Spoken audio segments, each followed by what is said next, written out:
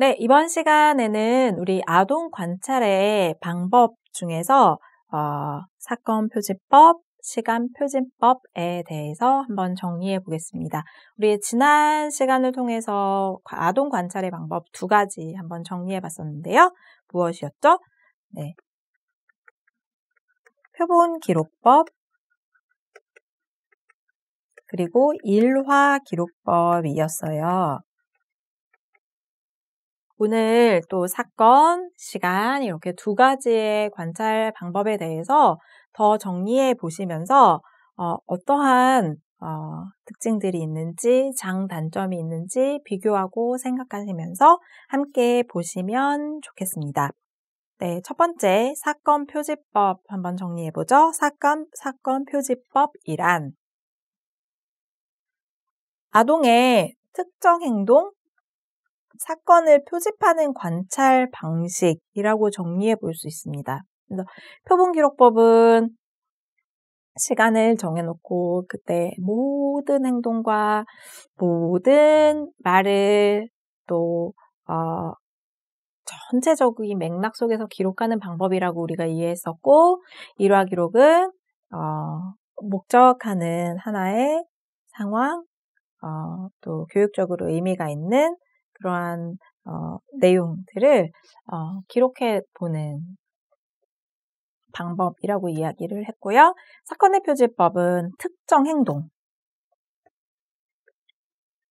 하나의 사건을 표집하는 관찰법을 말합니다.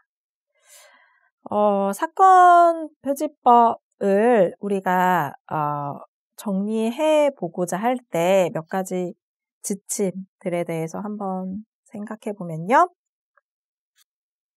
사건 표집이라고 하는 것은 사건이라 할 수 있는 행동을 기록하는 것이죠. 그래서 행동의 빈도, 몇 번이나 그것이 나타났지, 그것이 얼마나 심각하지, 얼마나 그게 지속되어서 나타났지에 대한 정보를 얻게 되는 것이다 라고 하는 거예요. 그래서 일화 기록이 특별한 상황에 대한 것도 적고 일반적인 상황에 대한 것도 적어서 그 아동에 대한 그런 기록들을 정리해 가는 것이라고 한다면, 사건 표지법은 특별한 하나의 행동을 계속적으로 보는 것이죠. 예를 들면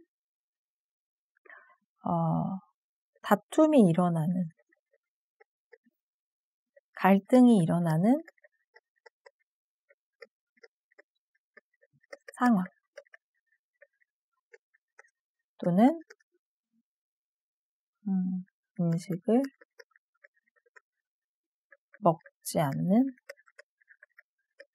또는 편식하는 상황에 대해서 A라는 아동을 지속적으로 관찰하게 되는 거죠. 그래서 오늘은 몇 번,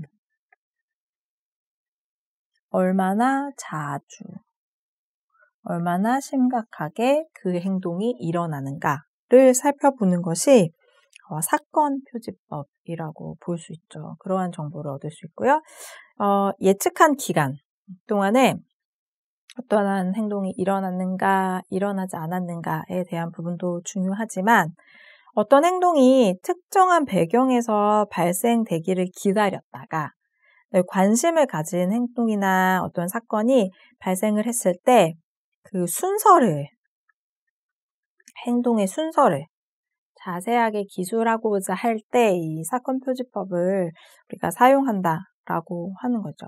일어났는가 아닌가에 대한 관점보다는 어떤 순서로 그 행동이 나타났는가라고 하는 부분이 중요하다라고 하는 것이고요.